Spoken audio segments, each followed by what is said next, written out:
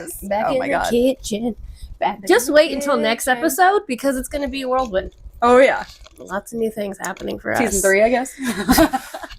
Listen, guys, you know what? Just follow us. I don't know where the fuck we'll end up, but who knows? That's the joy of the show, though. Yeah. You never know. You never know. All right. Well, hi, you guys. I'm Callie. I'm Jessica. And we are Reality Check Las Vegas. Oh, my goodness. Where we talk about all the celebrity gossip. All of it. Well, and Vegas news. Yes, and Vegas news. All right. So, Vegas Madness right around the corner. So excited for it. So, we're announcing things a little early because we are voting this year. You guys got to vote. Yeah. And the only way to do that is to go on our Instagram, which is Reality Check Las Vegas on Instagram. And then starting February 17th, every time in our stories, you got to pay attention. You got to vote for your favorite things in Vegas. Yep.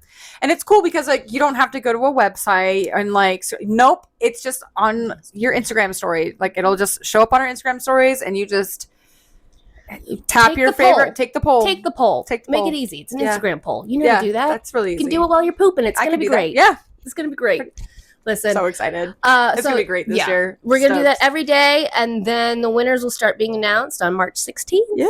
So we'll do that. All right, Jessica, what are we drinking today? Okay, so I decided to do something new today. I did a peach ginger sour, I guess. So I used Brothers Bond bourbon. Of course. So I'm going to continue to use Brothers Bond until Ian Somerhalder notices me. Well, I mean, I met him last time, but I want them to hire me to write cocktails for their for their bourbon. Anyway, so it was Brothers Bond bourbon, and then we got this new like creme de peach. Ooh, creme de peach. At Vic's, and I was like, this is awesome. So I wanted to utilize it some more, so I'm trying to like just learning new things. Use a little bit of falernum, which is more like a ginger, like nutmeg liqueur. That's right. Except I used the syrup version, and then I made sour, so the right way with the egg whites. Ooh, cheers. Oh, that's nice. That's nice. Yeah, that's refreshing. And like Look it's got like bourbon in it, so you know it's gonna be rough for me, but like this is good. I'm gonna drink this. It's easy to drink too. Oh, that's so good. Man, that Brothers Bond rye though, it just pairs with everything. Yeah. No, honestly, we talked about it in our last episode, 2 episodes ago. Yeah. And like, it was, they make good bourbon. The Cybertruck makes sense. It's different from other, like I said, it's different from other celebrity bourbons because Ian doesn't want to act anymore. So this is his baby. Yeah, this is his job. Like he's got to make it work and he's got to make it taste good and people got to buy it. Yeah, so, not just a money grab. Yeah. This is life. Yeah. So that's awesome. So you saw one of our favorite people. Oh my God. Peoples. Group of people. So, all right. So everybody knows that I have this weird obsession with Crown Avenue. Yeah, they're fun. They're fun. I love I met them because back in the day I was working at Chayo and I heard them performing at O'Shea's. Oh, back in the day when they had a stage. Oh, okay. Oh my gosh. And I was serving on the patio. I forgot all about that. And all of a sudden I hear this like rock and roll version of Baby One More Time. Oh, that's right. You're like, and I like ran in and I was like, look at my dad, dude, like showing them off, like just, and then ran back out because I was like, I don't want to get in trouble. So I go back to my tables and then they go on break. They come out and they introduce themselves. And it was like the OG band with like, that's insane. With I don't Dan, even remember. And Dan was the substitute teacher. Okay. And then and Derek, Josh, and Christian. Yeah. And so from that point on, like I went to see them as much as I could. All like before COVID, we were there every Friday at the Fiesta, drinking our dollar margaritas. We thought the old ladies and the old guys were just dancing so hard when the earthquake happened. We're like, wow, these old people are really getting down, moving the ground. I forgot we were seeing them when the earthquake happened. Meanwhile, Nathan's trying to hold all the video games up. And we're like, wow, these old people know how to dance. The memories. the memories that we have so from good. Crown Avenue. Like, some of our fondest memories came from Crown Avenue. Some of our jokes came from Crown Avenue. Yeah. Our old catchphrase, "When did it get weird?" came from Crown Avenue. So Crown Avenue is a very, very, very special band to us, and I hadn't seen them in forever. And I think we even like mentioned a couple weeks ago that we didn't even think they were still a band because I haven't seen them in 2 years. Well, it's because somebody is not good about social media. Yeah, I have no excuse for you, buddy. No excuse. Because I even like volunteered. I was like, "Do you want me to do it?" And Josh was like, "Well, we do have somebody. We just never tell her our schedule." Like, okay, cool. Okay, listen. I'll give you free advice because we do so well on this channel. And I know social media so well. Just let her know, and then people will come to your gigs. Shit, we'd show up, dude. That must mean something.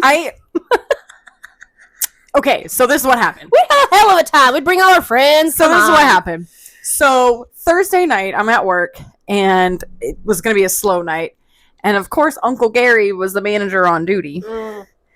And so I was like, "Yes, I'm leaving early," because I was the first one here. Yeah. And he goes, "Oh, no, you're not. You're staying with me tonight. I never get to work with you. I am staying with you. It's so funny. We're having family night. We're having family time." And I'm like, fine. "All right, okay, fine." So I said, "Okay, I'll stay tonight if I can EO tomorrow, like early out tomorrow." Yeah. Because that made fair. Yeah. Because that was Crown Avenue night. Yeah. So I was like, I want to go. I was like, "Cool, I'll just go." And then so Tierra was like, "Yeah, that's fine." Like, she sent Gary a text like, "Yeah, that's cool." Yeah. So I was like, "Yeah, I'll work a 10-hour shift so I can leave an hour and a half early tomorrow." Hell yeah. Sweet. I mean, I still got a good amount of hours in. Yeah. Still did okay. And you got more money too. Yeah. So it's not like I left like an obscene 3-4 hours early. It was only by like an hour and a half. Yeah. It wasn't really like that much. So I was like, as long as they started at 8, they went till midnight, and as long as I was like out by 9, I was fine. But I actually got out by like 8. Nice. And by the time I like walked my car, got all the way, oh my God, I forgot how far away the M is. Yeah. You hop on the 15 and then you go. They played at the M. That's so funny because in my head I thought you were at Mandalay Bay because that's where they. Okay. Ah! That is so funny. That's Tina Drives. That's a real friend. That's an OG KCOR drive. So anyway, so I'm like looking for this place, and I like the venue was really nice. So I walk in, and I like as I walk in and I like look at Christian, and I just get like I just smile, I'm like, and he's like, "Fuck." and then Jay sees me, and he's like, "Oh my God!" And then like Christian turns around to Josh. And Christian turns around at Josh, and Josh looks up at me, and he's like, "Oh!" It's like, this is amazing. That's so funny. And then, when it was over, when they finished their song, I went over and like just said, "Hey," real quick. Yeah. And then before they went into their next song, Christian looks at me and he goes, "Are you here by accident?" You're like, "No, motherfucker. No, it's you, boo." Like I'm not just like randomly at the M on a Friday night when I could be like on the strip somewhere, right, like closer to home. No, I'm not accidentally here. That's so funny. And so afterwards, so then they go on break, and Christian gives me a big hug, and he's like, 45 and 47, right? We're doing good. And I was like, "Yeah." And then he goes, "And T Swizzle or T Swift is doing good too," and blah blah blah blah. And I'm like, "Yeah, I went to London to go see her." And he's like, "Of course you did. Of course. Like, I'm not surprised. What? Of course you did. It's so of course." And then Josh came over and gave me a really big hug, and he just was like, "Oh my God, how have you been? Like, we haven't seen you in forever." And I'm like, "Because I'm like, are you guys even still a band? Like, I didn't even know that you guys were even still a band. Yeah, like there's a reason why. He was like, few and far between. We do about 5 gigs a month, and most of the time it's at Mandalay. I'm like, that's a lot of gigs. Like, wait, that's a lot of opportunities. So now am I gonna have to go look on like the Mandalay Bay like Rhythm and Riffs like their Instagram to see if they're posting? Like, are we gonna have to just do that? Anyway, don't make me fight, y'all. Yeah. So Jay, I think let us love you. Fucking yeah. Like, Jesus Christ. Well, no, I'm excited though because that means like, because personally, I like Mandalay Bay. I guess I don't have to pay for parking now, but like, parking is you have to pay for it. But like, it's a nice casino. I like it. Yeah. I like to go hang out there and like we can. Listen, I love the Luxor. I know people hate it, but I like it because it's so fucking gross. That's why I love it. I'm like, this place is weird. It looks like I can find a cockroach in here really easily. Listen, Rhythm and Riffs, you know what I like about it? It's by the door. It is by the door. It's by the door. It is. I was like, wait. We don't have to walk through we don't have to, like, find it. You literally... Yeah. I will say, like, when you have to go to the House of Blues... It's on the other fucking side. Yeah. Or when you have to go to Shark Reef, you got to go past the convention centers, which is like a block away. Yeah. So, yeah, so it's right there. It's the first thing you see when you walk in, aside from Swingers. Which, by the way, that's where our employee party is for Porch Light. Oh. I'm not going. Nice. Because it's 2 Mondays in a row. I can't take 2 Mondays off. Anyway, so that was pretty, so now we know like where to find them a lot of the times. Okay. Instead of having to drive all the way to the M, but they were really happy to see me and it was really nice. And so they were like, well, so Christian was like, how did you know we were here? And I was like, because Amped posted it or like the Mandalay or the, the M did. And posted it made an event out of it. And he was like, oh, yeah, I didn't realize I did that. Okay, Christian. Listen, all we want is to love you. Yeah. Like, I know I said that once before, but like, come on, guys. It's all right. We'll go see him. It'll be fun. We'll go together next time. Yeah. We'll be creepers and stalk other people's Instagram to find out when you play, but we'll do it. Anyways, oh my god, so I know we normally talk about football, but some weird shit happened in the NBA. Weird shit happened. Okay. Like, weird shit happened. So Saturday night I'm at work. Mm-hmm. We're busy as shit.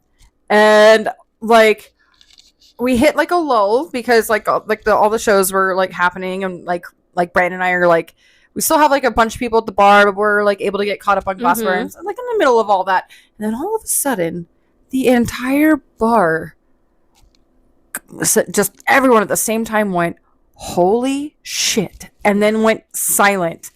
And I'm like, what happened? Terrorist attack? I know, right? Because the last time something like that happened, terrorist attack. Yeah. It was like 9/11. Like, So I'm like, what the fuck happened? And we look up at the TVs and Luka Doncic from the Dallas Mavericks, their best fucking player, got traded to the LA Lakers.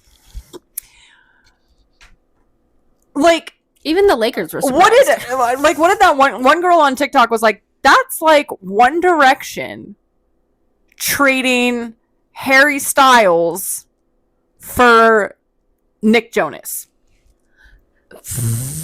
Like, that's basically. Now, I don't like. Do we know why they did that? Okay, so here's the thing. Okay, so the Lakers got Luka Doncic, Max Kleber, and Markieff Morris. All right.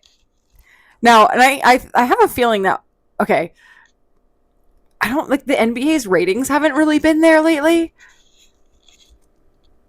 But now we're all talking about it. Also, again. I haven't seen a lot of celebrities at games. I could be very wrong, but like we normally see that. Yeah, I don't.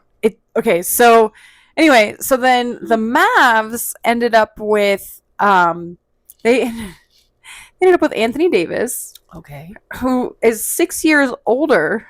Oh, than Luka. So he's gonna retire long before Luka does. Okay, but they like so they Did the Lakers really want this kid or something? I don't know, or dude. guy? Or they wanted. I don't know what. Man? I don't know what happened because Luka didn't even request the trade. He like because a lot of times like they'll request the trade. Though. Man bought a $15 million mansion because like he's been playing with the Mavs for a few years. I'd be pissed. And so he was like, okay, like. I think I can buy a house. Like, I think, you know, because he was like their franchise player. So he was like, yeah, okay, I think I could buy a house. Literally closed on his $15 million house last week. I would be pissed. Oh my God, I'd be like, you're paying for moving expenses. You're paying for my down payment. You're paying for everything. So here's the thing. Luka was getting ready to be eligible for a $115 million contract. So instead of paying him, they got rid of him. Oh, that's shady. Right? People aren't going to like that. So then... Are people going to hate the Lakers? I already hate the Lakers. Yeah. So then they also got the Lakers' first-round draft pick for 2029. Seems a lot to compromise for... well, in 4 years... We'll renegotiate this, okay, guys? So, like, at first I thought the Lakers got the 2029 draft pick because so in football, the worst team in the league gets the first round draft pick. So, to me, I'm like, okay, well, then the Mavs get the first round, or like the Lakers getting the first round draft pick. That sounds weird. But the Mavs get the first round, the Mavs got the Lakers first round draft pick for 2029. And I don't understand that, but whatever. Okay. You know who? Well, you know who's going to enter the draft by then? How many people are going to? LeBron James's youngest son, because he's at Arizona. I think he's at like Arizona right now. Is Scottie Pippen's son really high up too? Scottie Pippen's son's doing way better than Bronny James, which is wild because Bronny James sucks. Can I tell you the only reason why I know that is because I watched Real Housewives of Miami and Larsa Pippen talked about it last season. He's doing really well, actually. So I'm thinking that the Mavs want LeBron Jr. Like, we want Junior. I don't know what his name is. I don't really give a shit because even though like I played basketball my entire life, I almost don't care anymore. I watched the Atlanta Hawks, but that's pretty much it. But it was so wide. Well, and then like oh fuck, dude from Nikola fuck, I can never say his last name, but dude from the other dude from like Slovakia, I think. I don't know, I could be wrong, but he's the one I watch all the time on the Denver Nuggets. Oh, okay. That dude but he's got. But like Luka has the same like he's got the funny Russian guy that the funny Russian guy that hates his job but just does it he does it anyway. I'm good at job. He's so funny. He's like, why celebrate? like literally, you can did you know that basket was going in? Yes. Yeah. I gotta say, I knew. It's like all the best parts of like a stereotypical Russian man. The best parts. Like there's a lot of like weird parts, but like the best parts. Why weren't you excited about it? I knew it was going in. Why would I show emotion? It's my job. So like it's just so straightforward, but it comes off as like pure gold comedy. It's so good. Like, good point. But like Luka's the same way. So like Luka made the Dallas Mavericks relevant in the same way that like Jaden Daniels made the Washington Commanders relevant. And that's basically what happened. Yeah. Last year. It took them all the way to like the playoffs and won the first round of the playoffs. Like that's further than the Dallas Mavericks have been in many years. And they were like, the reason they cited his like conditioning. Like, I'll just send his fat ass to LA. And it's like, but didn't he score like 70 some odd points for you last year? Like, wasn't that like a let thing? Let the boy drink his beer. Like, yeah, he might not be a defensive player, but like he's putting up points. He did a lot of things for you. They're body shaming him. like somebody was like, it doesn't matter, Luca could be like drinking a beer, smoking a cigar, and still put up points on the board. Well, like, that's what I mean. It's like he's doing his job. Leave him alone. Like, I guess this is where I've noticed, like, in the NBA and, like, also in these big sports, it's like they get really critical. And it's like, guys, just, you're not winning. Who gives a fuck? Or you are winning. Like, take the win and go. Okay, shit. Yeah. Do your pre-show beer or whatever the fuck you want. I don't care. You're winning. You're doing your job. Who cares? The Lakers just secured their championship for the next however long. Because that's insane though. I'd be so because they have LeBron and Luca now. I mean, what do you? They don't have Anthony Davis anymore, but like, I hope they pay him well. Fuck. Could you imagine taking a price cut?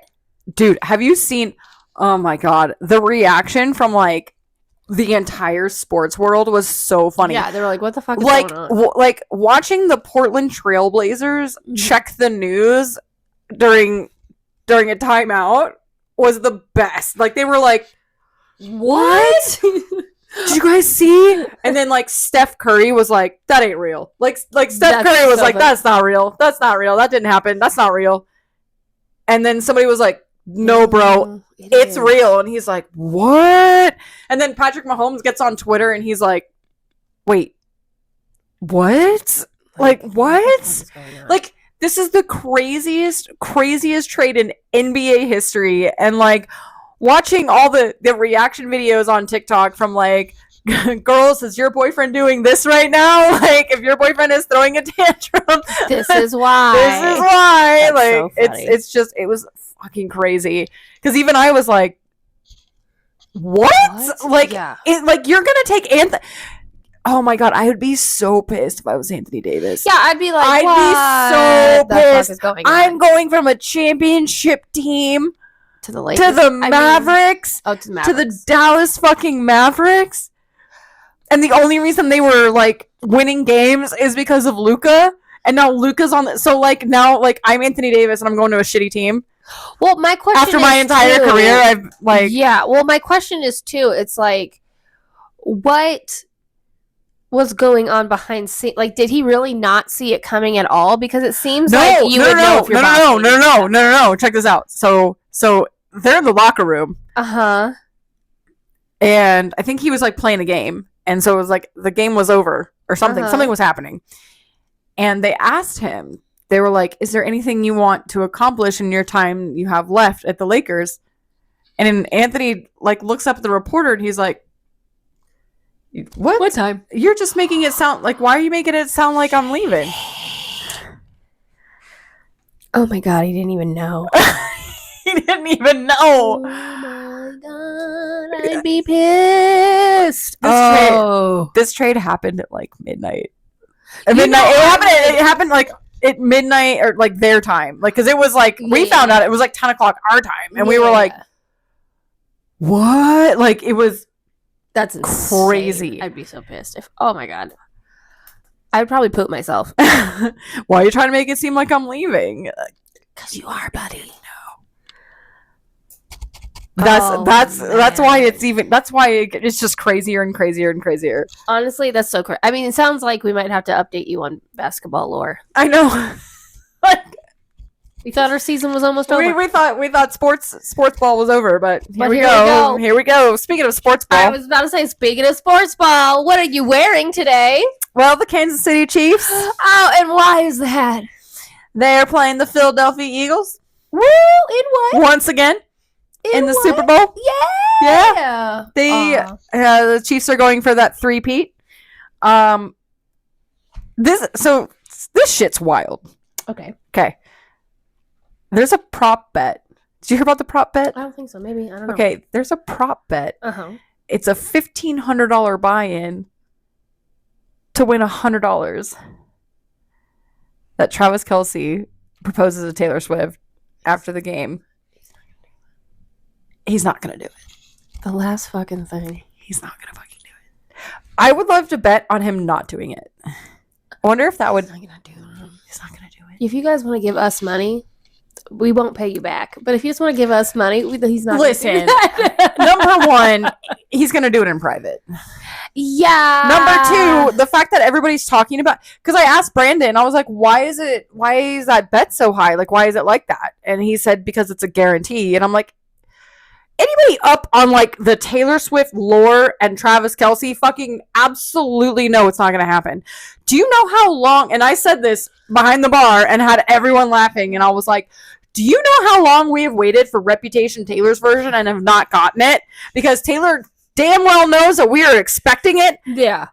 So she just throws us a fucking curveball every time. We're not getting. So everyone, the fact, and Travis Kelce has been a Taylor Swift fan pretty much his entire life, since they're the same age. He's been watching her since 2006. That's okay, wild. He knows the lore. Yeah, he knows. He fucking knows everything. So you think that like we're expecting, since we're all expecting it, you think he's gonna give it to us? But here's another thing. Here's another but thing. But also, since we're all talking about it, that takes the element of the surprise away, and that's not fair. That's not fair to Taylor. Well, another thing, let's just like really break it down. Taylor has never tried to make herself a part of the team. She has never tried to be a part of the football thing. She's always just shown up. She's partying with the wags. That moment about exactly. She's just trying to be one of the girls, because guess what? She is just one of the girls back there. Yeah. She's not trying to be fucking pop star Taylor Swift. That's why she's not going to come out during Super Bowl. That's why she didn't come out during Super Bowl. She's not going to sing with Kendrick Lamar. That's not happening. Like it's not happening. It's okay, and like it's just one of those things where I just kind of go like, just stop. Yeah. It doesn't even make sense. She's never ever been a part of it. Everyone else has made her a part of it. Yeah. She's never made herself a part of it, so why would she do it now? Yeah. And why would you think that's what she wants? And why would she take that moment away from Travis? Well, that's not really her taking it away from Travis, because it's Travis, but taking it away from the other team members at least. The rest of the team, because that would be big. That would be bigger news than the Chiefs winning the Super Bowl. And I hate to tell y'all, Travis, who's been working for this ring, this is his third? No. This will be his fourth. Okay, his fourth ring. He's way more focused on the fourth ring than he is about Taylor's ring.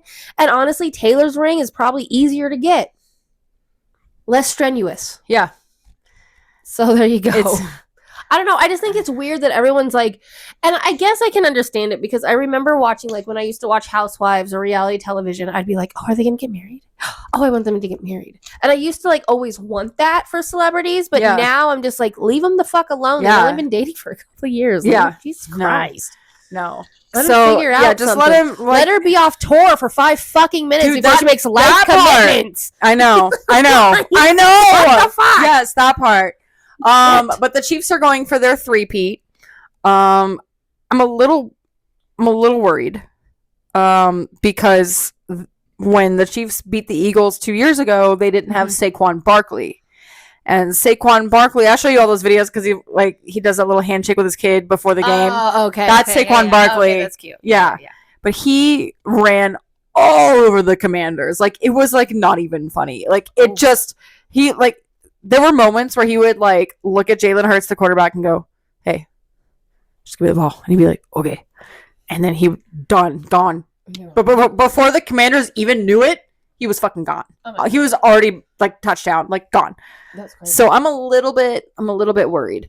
So Travis wasn't at the Grammys on Sunday because yesterday was media day.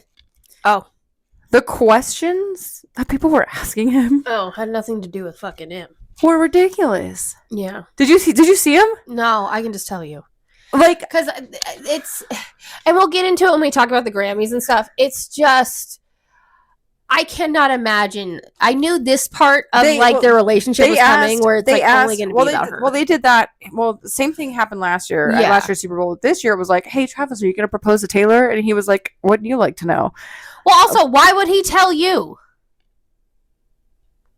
And then they asked her, and then they did ask, like, "Do you know when Reputation Taylor's version's coming out?" And he was like, "I can't confirm nor deny." Also, why the fuck would he steal that from her? And it would piss her off. Probably. That ruins everything about Taylor. Do you know how many people would be mad at him if he did that? Don't be stupid. Last year, somebody asked him if he was into Torture Poets, and he goes, "Yes."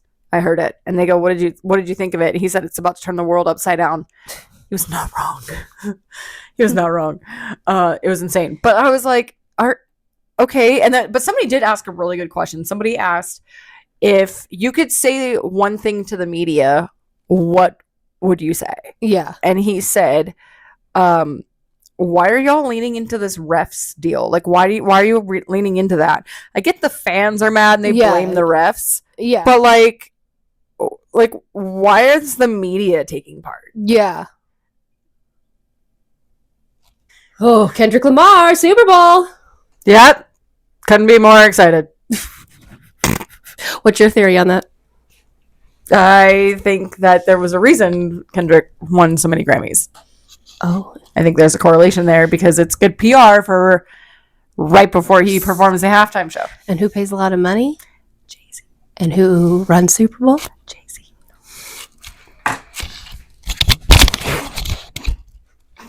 The Grammys, y'all. What a wild night. What a dumpster fire. Yeah, I think it really proved how, meaningless and, how it's not the person's choice and how it can be easily bought. Let's start with, first of all, when I was growing up watching, the VMAs were the award show that you wore crazy shit to. Yeah. Okay, yeah. VMAs. Just, it's MTV. Be crazy. Yeah. The Grammys were always black tie. Yeah. For the most part. Yeah. I remember Lady Gaga showing up in an egg. I remember that. That was the Grammys. But, there's got to be some kind of decorum. There's got to be some kind of, See, and I can agree and disagree. If your character is something in complete face paint, you're going to show up as your character. Yes. You're not going to show up as no. I mean, if you're Slipknot and you're invited if you're Slipknot or fucking Kiss, whatever, and you're showing up to the you show up that's fine. That's fine. That's who you are. That's your band. Yeah. I'm saying I don't know. I think you lost the argument 10 years ago when Lady Gaga showed up in an egg. And it's been a decade. I know. It's I know, Rose McGowan, when she showed up to the VMAs, and it was she was wearing nothing, but that was the VMAs. Yeah. It's or the movie awards or whatever, but it's if we're talking about showing up completely nude. That's what I'm saying. There's gotta be, because in the real world, that's indecent exposure. No, Sarah and I were talking about this. We were like, that would be illegal for you and I to do. We can't show up in public and have our complete hoo-ha titties out. We just can't. And also, why? And it was because Kanye wasn't nominated for anything, okay, or was he? First of all, we're going to start, let me start this story over, because this story starts early Sunday morning. Yes, it does. Kanye West was just stirring the pot. He scrubbed his Instagram account, gets back on Instagram, makes 2 posts about the Grammys, and only followed one person. And who was that person? That person was Taylor Swift. I just can't. The devil works hard, but Tree Payne works harder, because a few hours later, that shit it was unfollowed. Now, probably because they blocked him. He can't follow a blocked person that he's blocked from. Man, that's hilarious. Or that happened. So I was hearing rumors that Kanye was asking when Taylor was going to be on the red carpet, because he wanted to be seen talking to her, photographed talking to her. That's weird. Weird. I'm sorry. Why is this? Can you imagine? I'm sorry. I'm going to go on a little tangent. Could you imagine if Britney tried to pull this shit and how she would be instantly institutionalized? If Taylor Swift were to pull this shit, she'd be institutionalized. But why is a man able to let this woman be out in public naked? Why are we allowing this? Why are we allowing this behavior? He does it all the time. No, I know. Why are we allowing this behavior? What did you see the video? Okay, there was a whole video where they show up together. She's in this black fur coat. Yeah. And they're talking, and she's saying no. And he's like, it's okay, I got you. And then she's like, I didn't see that. That's what I mean. It feels very icky. It feels like it's being forced. They show up, and it looked like he was telling her, hey, take it off. And she was like, She looks and she pulls the jacket in, like she pulls it tighter, like closed tighter. And she's like, she just shakes her head no. Does she have a family? And Does she need to be loved? And then he's like, it's okay, I got you. So he steps back, and then she like slowly, and then reveals that like she's naked in a sheer Also, like, then I go, she wasn't even was she wearing? She had to have been wearing underwear. No. She had it was like one of those like camouflagey things. Like, so you pretty much saw everything. Because I know, like, when she turned around, you saw her ass, but I wasn't sure if you... It's like one of those weird, like, thongs without... Yeah. Thongs without strings. So just like a cup. I don't really know how they work. Apparently they work well, it was fucking weird. And it's just too much. Like, why? And like, I'm not even trying to be a prude. Like, let the titties out. But like, there's a level where it just feels inappropriate, and it like feels rapey, and it feels gross, and it's like, or like blink twice if you need help. That's what I mean. And it's kind of like, also, it's so weird because the main reason why him and Kim were starting to have problems was because he didn't like the way she was dressing too provocatively, and now the new wife is completely naked in public, and it's like he's making her do it too. And that's what I mean. It just feels so gross, and then it's like, why? There's like this weird, like there was like this, like people were talking about on TikTok, like she just doesn't have anything in her closet. Like she, like, hey honey, what are you gonna wear to the Grammys tonight? Oh, I have this plastic bag. Yeah, that's all I have in my closet. Like, call it camp. I don't know. Yeah, no, it's all. And what's even weirder is that she looked like Kim. Like at first, like quick glance, she looked a little bit like Kim. Oh, Sarah thought it was Kim, and I was like, oh no, that's Bianca. No, it's I don't know. The whole thing is weird. It's giving I'm not over my ex. It's all because he married her like really soon after. It was like the divorce was final, and I was like, oh, he's got a new broad. Yeah. Oh, because I forgot, what was it? What is her name? Something Fox. She dated him before. Oh, Julia Fox. Julia Fox. There you go. I was like, it starts with J. Her outfit for the Grammys. What can we normalize not calling everything iconic?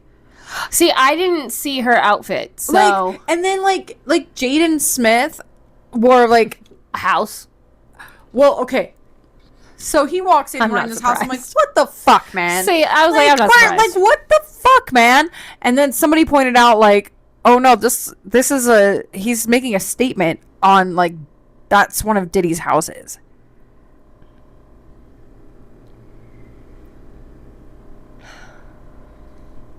You know what? He probably knows a lot more than we do. You know, when you just need a family to shut the fuck up. And I mean the whole family. Just the whole family. Just shut the fuck up. Willow, you're allowed out. You make okay music. Yeah. And you seem to know when to shut the fuck up a little bit. Honestly, the only time I saw Willow was when she, like, walked the red carpet, and then I heard nothing else. Yeah, that's fine. Fine. Cool. I respect that. Showing up in P. Diddy's house. I fucking can't. Anyways, because it was so weird because I was like, everybody was like making jokes and this and that, and I was like, yeah, what the fuck, man? Because he just like, why are you showing up? Like, why are you looking angry? Like, why are you wearing a fucking house on your head? Like, you're at the Grammys. Like, you're not like, what is your problem? Like, what is the matter with you? Like, and then it's like, oh, that took too long for me to get there.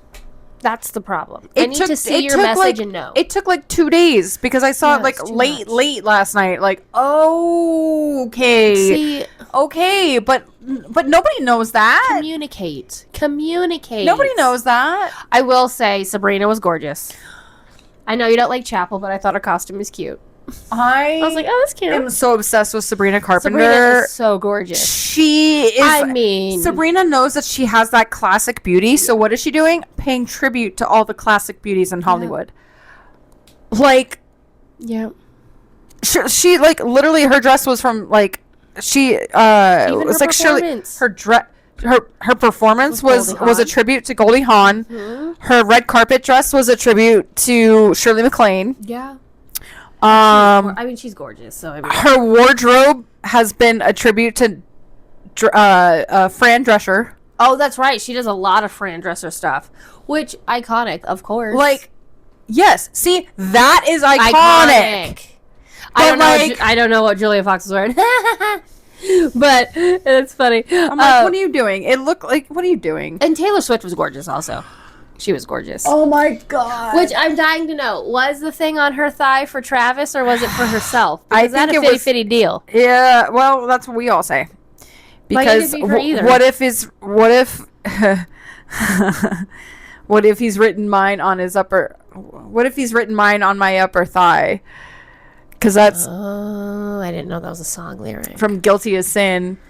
Oh, maybe that's why she likes it. She's like, I like it. It can be for both. Yeah. But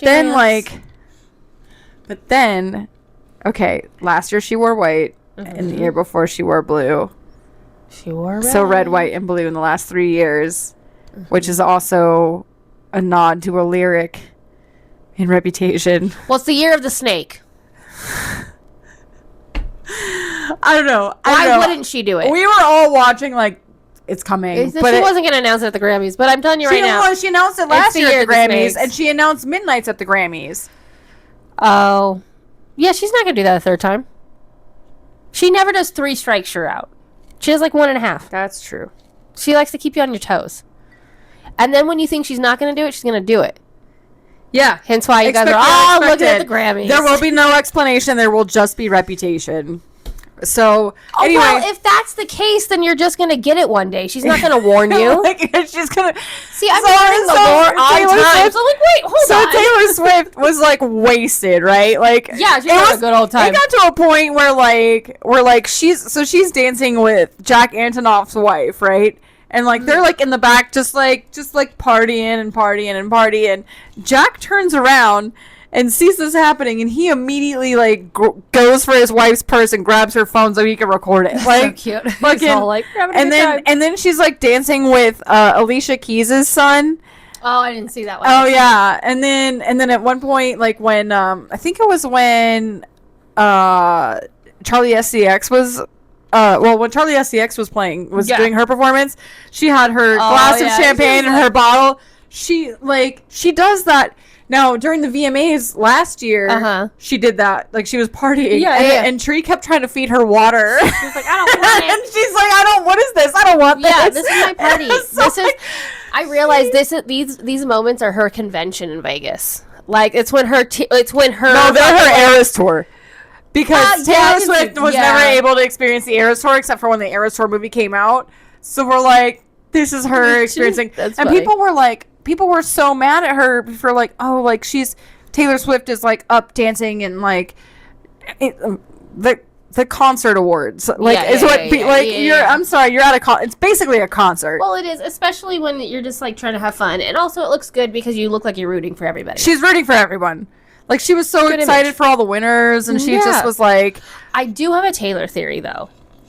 I fear that the music industry is over Taylor. In the sense of, like, not that she's going to go away, but the sense of, like, okay, you had your time. Can we go back to a little bit of normalcy? Because I only say that because I feel like... I mean, she didn't win anything. And I think that's kind of weird. Well, we knew Fortnite wasn't gonna... Well. Like, listen. Track one. And the people who enjoy it. Well, so, I don't know. I follow this girl on TikTok, and she is like, torture poets should be, is literature and should be studied as so. Yeah. And so she, like, broke down Fortnite in this way, and I was like, okay. And so it was like from the outside looking in, or like she wishes that this is what... But anyway, not doing but the song itself was not like... It wasn't like espresso. Like, nobody was walking around going, and for a fortnight, you know what I mean? Like, everyone was walking around going, it's that me espresso. Like, or Charlie, or like, I mean, Billy even. I mean, Charlie SCX, like, her Brat Summer became a political campaign. Like, it just, it's... So, like, I knew... Like, I was being realistic. I was like, listen. Yeah. Like, I know that Fortnite's not going to win Best Song. It's not going to win this. It's not going to win this. It could possibly win Music Video. Because of all the cool and, like, crazy that went... Yeah, all the intricacies of it. I was like, okay, this could win for video. It didn't win for video. And I'm okay. But Tortured Poets, and she couldn't submit the anthology because it counts as a deluxe album. Oh, so they couldn't. Okay, because later in the notes you'll see where I say There's one category. I'm like, no, she wrote 32 songs and then performed for 3 hours. What are you talking about? Yeah. I was like, no, that's non-comparable to anybody else on this list. Yes. But she couldn't put in 32 songs, so it was the 18. So, okay. Well, if you're judging off of that, in the category doesn't make sense, but it's okay. We'll get there. But yeah, so I mean, I knew Fortnite wasn't going to stand a chance because it was not like this big banger of a hit. It wasn't commercial. Well, also, a lot of the Grammys depends on who you perform, like, on TV-wise. And she didn't really do that. No, the Grammys are apparently 13,000 people in the Recording Academy that vote. Oh, no. Artists for many years have been telling us how it really works. You pay for it. And you have to play you got to go on certain TV shows, and you got to do certain have to campaign. It's like the Golden Globes or the Academy Awards. Yes, you pay for it. You get nominated, and you have to go out there and campaign for it. Yeah, so like that's a little weird, but okay. Whatever. So we'll start off. So record of the year, Kendrick Lamar, Not Like Us. Now I got to say that room screamed A minor. That was some shit because that's about Drake. I know it's a whole diss track about Drake, but like that's Drake and like minors, right? Yes. So funny. And it is fucking hilarious. Drake is crying. Drake is fucking crying. I was like, that room fucking exploded. And I think it's such a great testament because honestly, I love this song.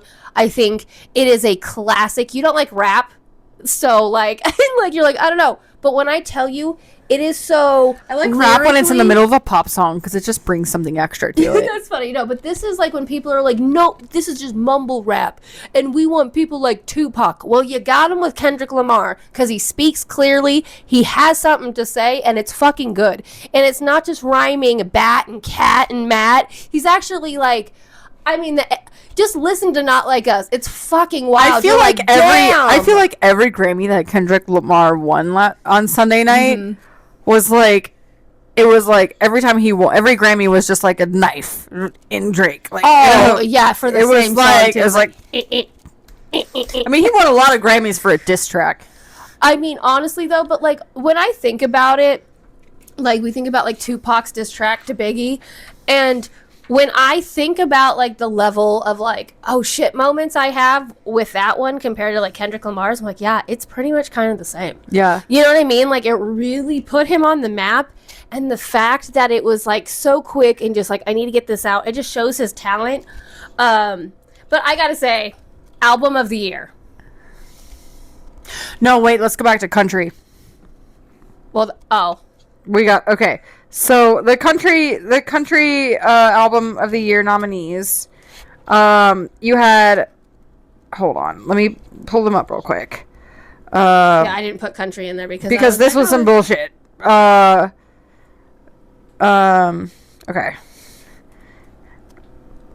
Okay, so these were the nominees. Whirlwind by Lainey Wilson. Post Malone, F1 Trillion, which Post Malone, here's the thing, like Post Malone crossed over into country. Yeah. Somewhat, but he went and lived the life. Like he spent time in Nashville. Yeah. Well, he lived and breathed country music. Became part of that world. Yeah. Okay, prefacing that. And you can argue she grew up in it. But she has, hold on. Let's get there. Chris Stapleton, dude who wrote Tennessee Whiskey. Yeah. Okay. Deeper Well from Casey Musgraves and Cowboy Carter from Beyonce. Imagine, and I've said this in my TED Talk on TikTok, and it's on my Instagram and my Facebook. Yeah. But like, what an insult.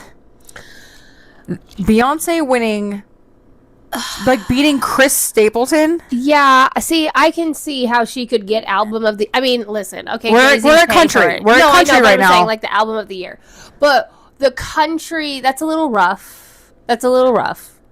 Especially when you have like real country artists behind it, and we actually see this a lot in the Grammys, and we'll get into it. We see it too more in rock. Like, I mean, it's kind of like listen. If Beyonce was going to become a full-fledged country star, I support you. Yeah. The only reason why she went country is because she didn't want to compete with Taylor. And that's another, and that kind of goes with the theory. I think that the music industry is like done with her because everyone put their shit on hold for Taylor because they didn't know when she was going to release things. They didn't want to release things the same time as her because it would fuck everything up. And you can't get funding if your album doesn't do well, and your album's not going to do well when Taylor releases things on the same day. Nope. So, like, I get why she did it, and I get the game. It's just like, oh, so this was also your snag to get in to beat Taylor, but also to get your Grammys over Taylor, too? Yeah. Well, also, like, it just, so your genre, like, you wanted to take a break from your genre, so you're just going to make this fly by night. And I say fly by night because she's not going to do another country album. I mean, I wouldn't be surprised if she does. If she does, good for her.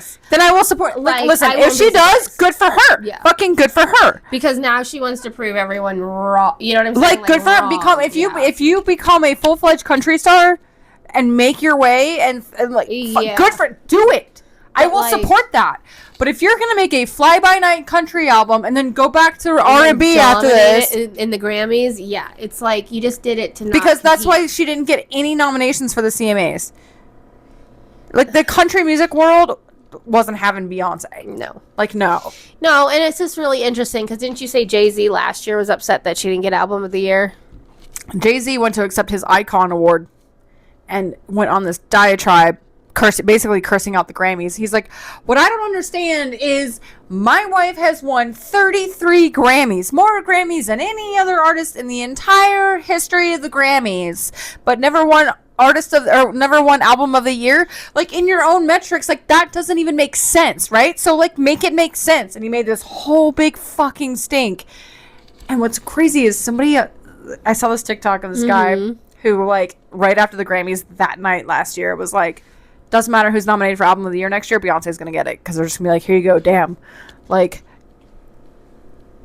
because he reposted that video, like, as a green screen video. And he's like, look at the date. And everyone's like, holy shit, funny. You were right. You were right. Yeah, I mean, and also, like, her winning Album of the Year when you had Sabrina, Charlie, Billie. Okay, first of all. I mean, they had a brat summer. Sabrina Carpenter and Charlie owned summer. Taylor Swift. Billie Eilish and Sabrina Carpenter had monster success with their albums. Charlie did too. Charlie XCX and Ariana Grande were right up there with them. Yeah. You mean to tell me? Like, and I said this once again. I said this in my TikTok. If Taylor Swift lost to like Billie Eilish, 100%. Sabrina? 100%. Lost to Sabrina. Sabrina had a monster year. Okay. Taylor, like, helped her promote. Like, it was, like, a whole thing. It was, like, she went on tour with... It was a big thing. It was, like, it was a big, big thing. Like, we all walked around going, that's that me espresso. But not only that, we walked around, like... Domingo. Don't embarrass me, motherfucker. Yeah, and Domingo. Like, yes. Yeah. So if Taylor Swift lost to anyone else in that category, I'd be like, yeah. 100%. Yeah, the Cowboy Carter was Beyonce weird. had between all of those albums, had the least amount of sales. Taylor Swift had like 1.5 million... I think units sold. Okay. First night. And it took Beyonce like a week or two to even get there. I have a question though, and I'm just being fair to the other artists. How many Tortured Poets albums did you buy?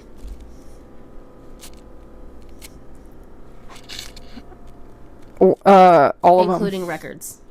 How many? No, I bought all of them. How many is that? 4. 4. So now and then I got 2 4 and 2 CDs. Okay, so we're gonna need to go with 4. Take that number that Taylor sold, divide it by 4, because if everyone buys 4, one of those is the anthology, and that didn't come out till so 3. We'll divide it by 3. Still, that number goes from here to the same range as everybody else. Because everyone also did the same thing. I actually have 2 editions of the manuscript. That's been the argument for Taylor Swift this whole time with other artists. Billie Eilish did it too.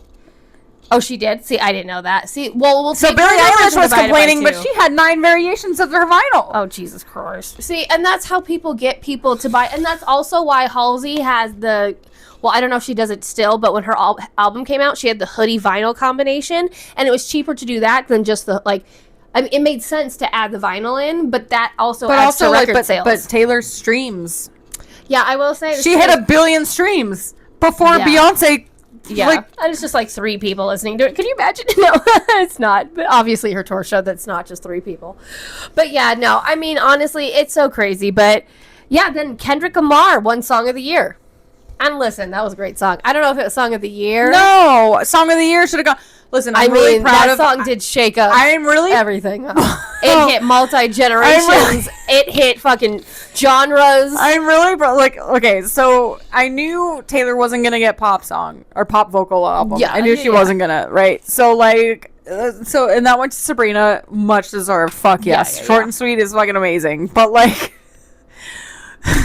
fucking Kendrick Lamar, because you would think like it was gonna be like Sabrina, but I guess when that whole Kendrick diss track came out and like or that whole beef between the two of them again came out, that it was like, oh shit, like we were all talking about it on TikTok. Yeah, no, it was huge. Also, like I said, for the fact that my brother-in-law, who's a metalhead, knows A minor is all you need to know. So yeah, Song of the Year.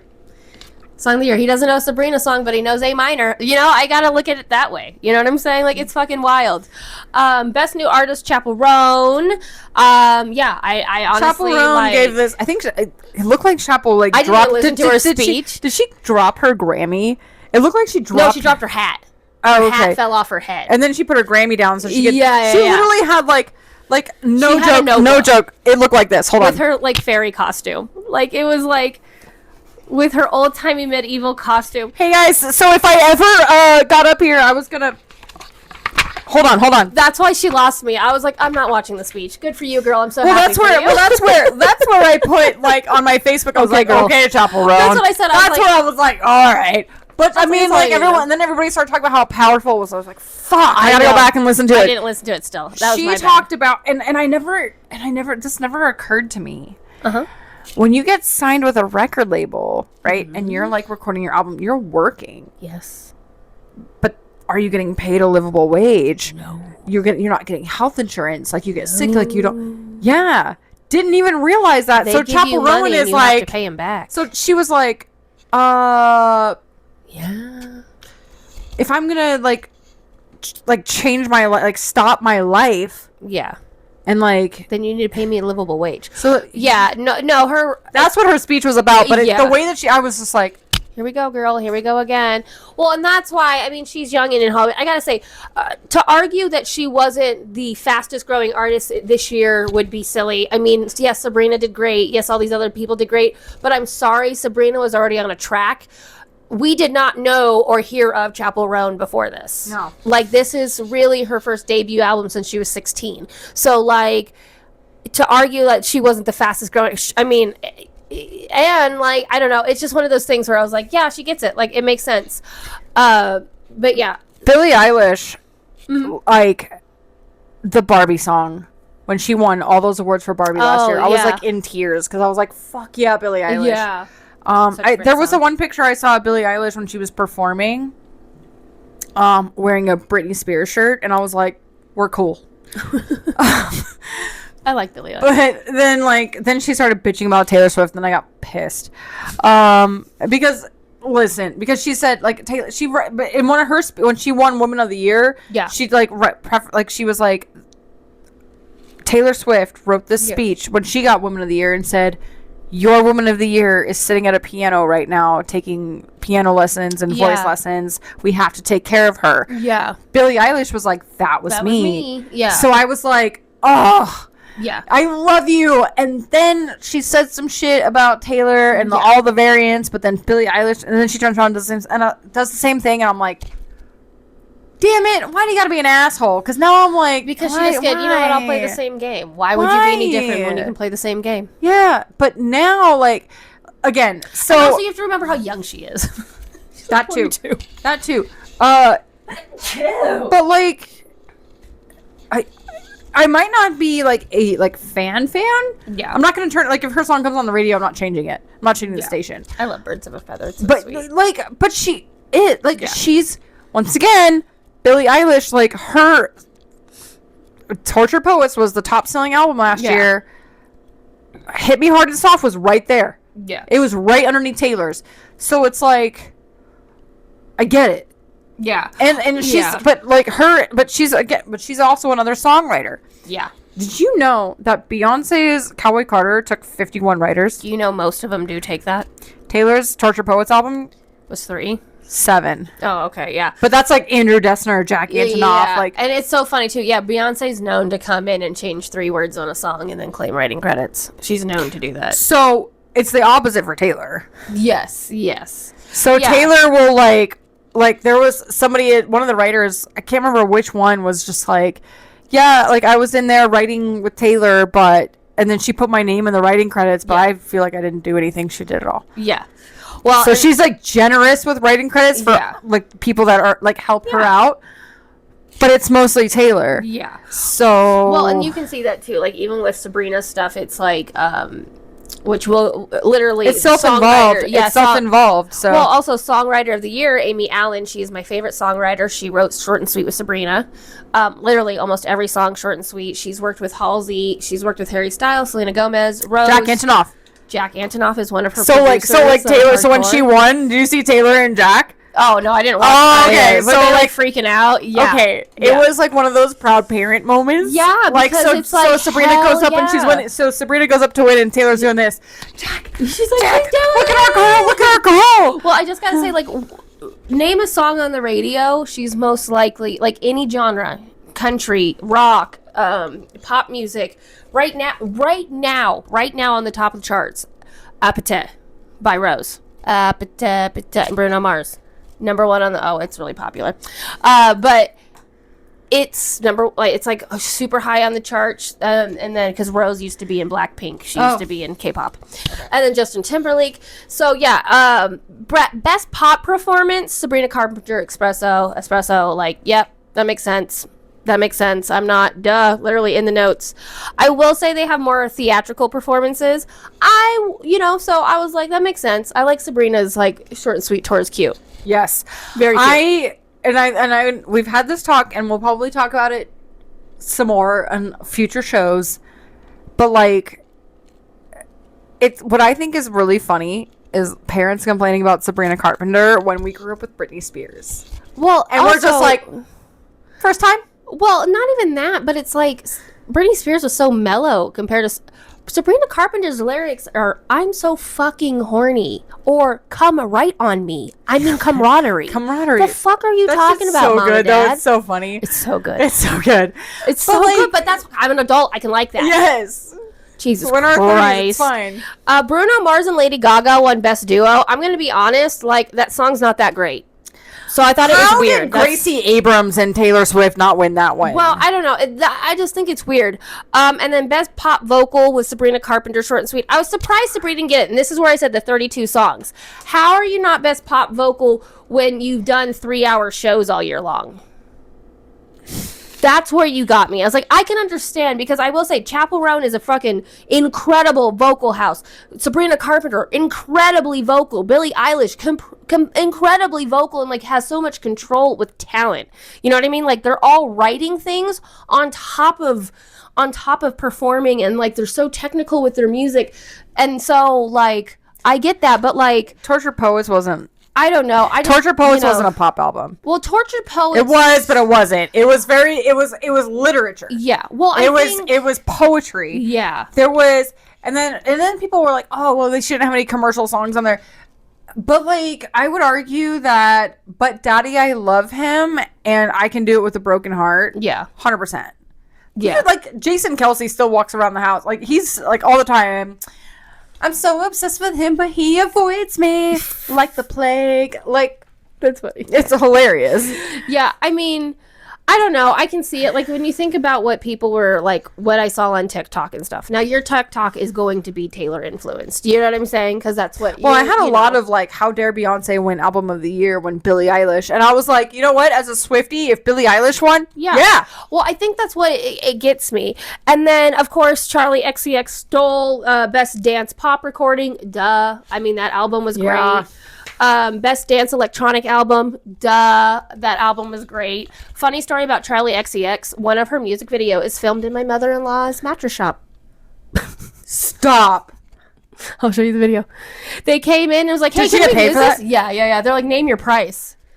Yeah, and it was wild. They're like, name your price. And then they're like, can we repaint your windows? Why didn't we know about this? We did. I've told you on the show. Mm-hmm. While she was filming it, because we would have gotten in the car. We would have gotten in the car. I didn't know about it until it was done. Oh, I was we would have gotten in the car, Callie. He was still alive. Oh, there's a lot. See, if you knew when they were filming it. Oh yeah, no. Mom was like, "Who is this Charlie XCX? She's coming in tomorrow." Stop! Like, nice, I would have gotten in the car. That's what Stephanie was all like. Nice.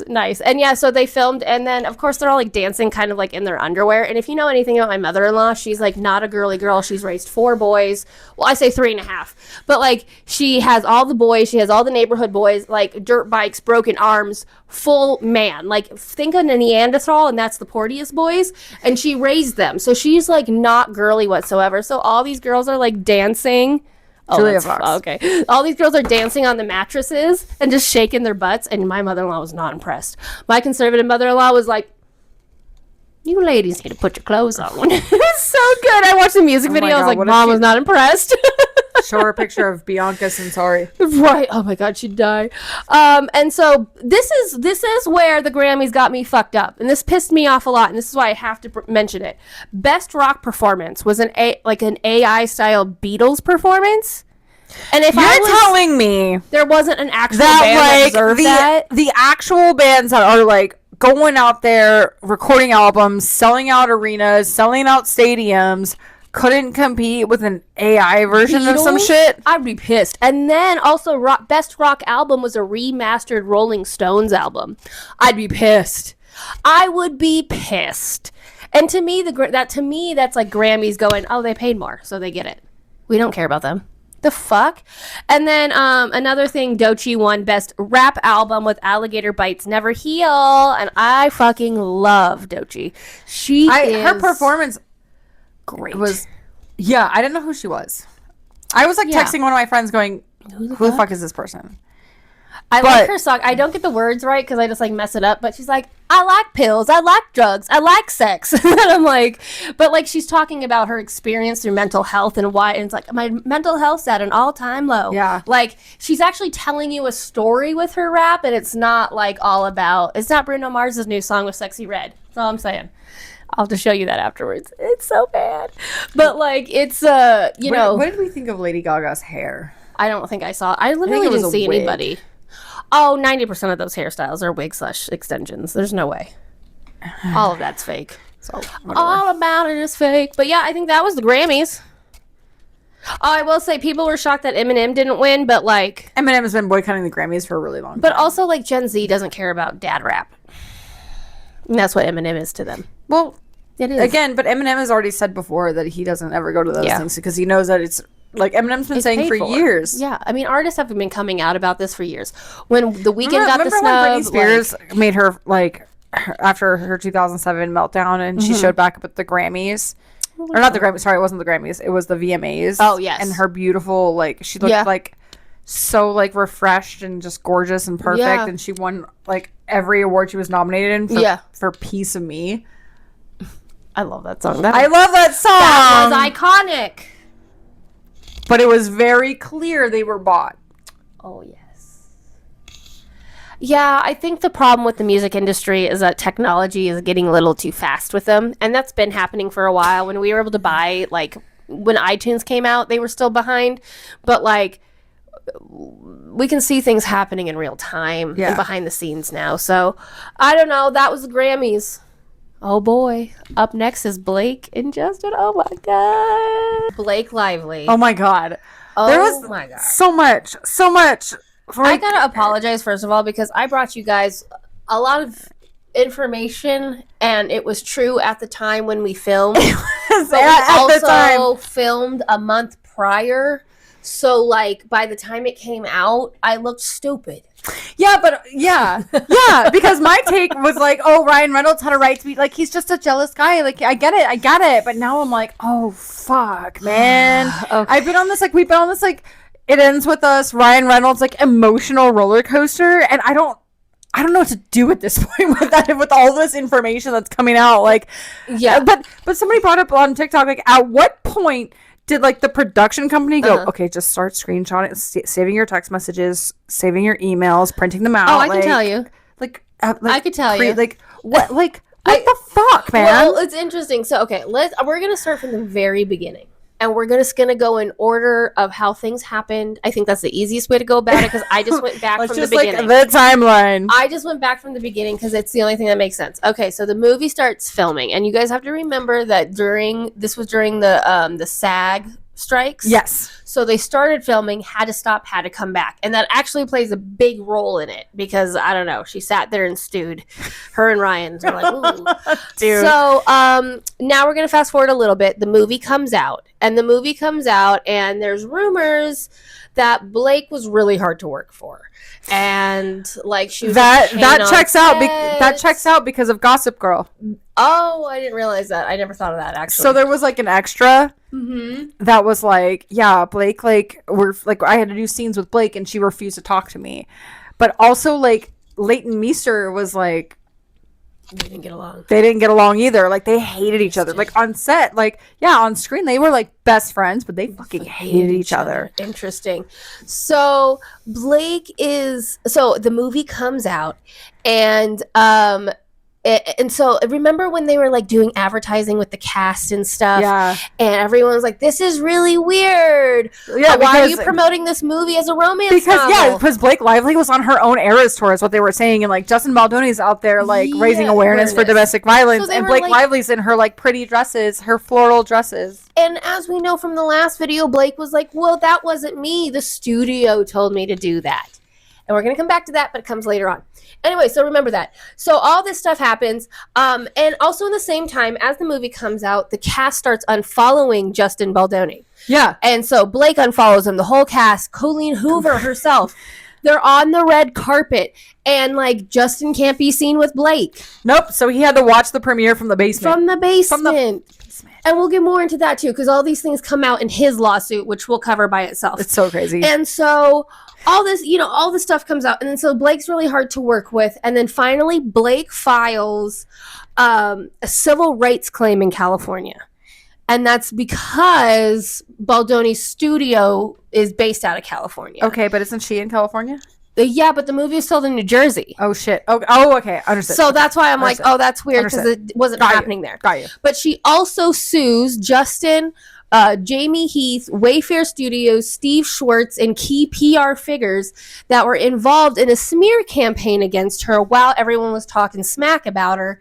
And like her antics on the set were coming out.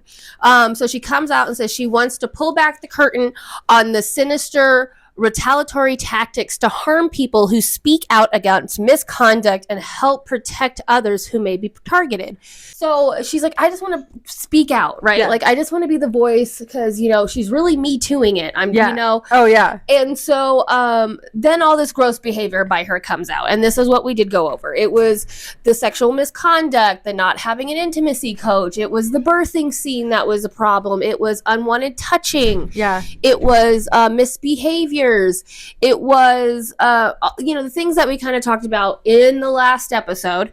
And then Justin's PR team, she shows that there's these documents saying, hey, we're going to end Blake Lively's career, and we're going to do all this. And all this was exposed. Right. Okay. And remember how the PR team was bragging about how we were going to be confused? We are. So the reason why the cast promoted was because Sony wanted them to promote it that way. They wanted it to promote as more of a romance novel. You still haven't seen it. Than domestic violence. No, I refuse to see it. I'm sorry. I refuse to see this. It's a Colleen Hoover movie. No, I was never going to see this. Darren was never going to let me watch that, so I had to watch it at home. I'm sorry. No, there's no... And by the way, like, Colleen Hoover is just gross. Anyways, so everyone's coming out in support of Blake now. Right? And like us, we were like, fuck yeah, Team Blake. Yes, Team Blake. 100%. Team Blake, 100%. And you even said in the episode, you're like, no one can make me hate Blake. Nobody can make me hate her. Turns out Blake can make me hate Blake. Bitch did that all on her own. Damn it. See, that's why I'm like, we embarrassed ourselves. God damn damn it. Oh my God. No. Okay. The video I posted on Instagram is at 103,000 views. Well, because you kind of called it out. We'll get to that too. Okay. Oh my God. Okay. So now everyone's on Blake's side. Justin and the PR team lawyers now sue New York Times because Blake Lively releases her civil lawsuit to New York Times, and New York Times runs with the story.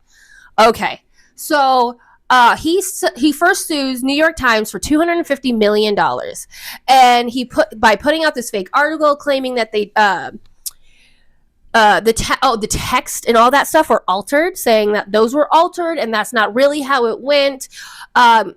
He then also gives up the text messages saying, I'll let you guys judge for yourself.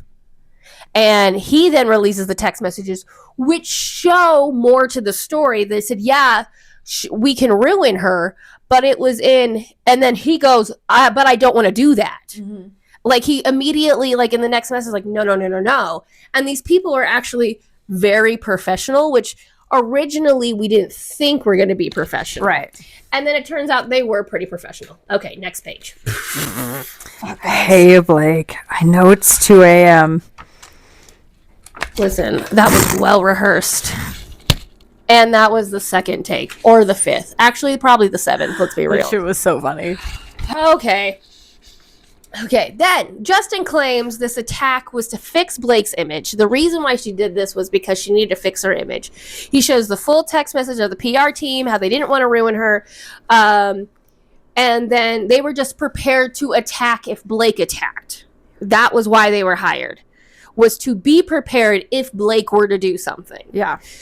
So Baldoni mentions what happens in the dressing room. Because remember, Blake was like, they kept on coming in when my boobies were out when I was trying to breastfeed. I thought she was in her trailer and invited him into her trailer. Well, she did. So it turns out she was inviting him and telling him, I'm pumping right now, but we can rehearse the scenes. We can go over this. So, like, giving him full clarity to come in.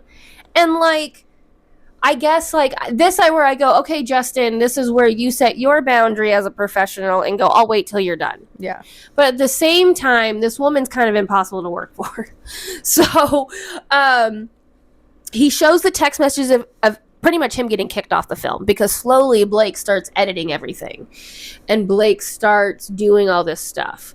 And she's slowly taking over the script. She's slowly rewriting things. She's slowly demanding new things.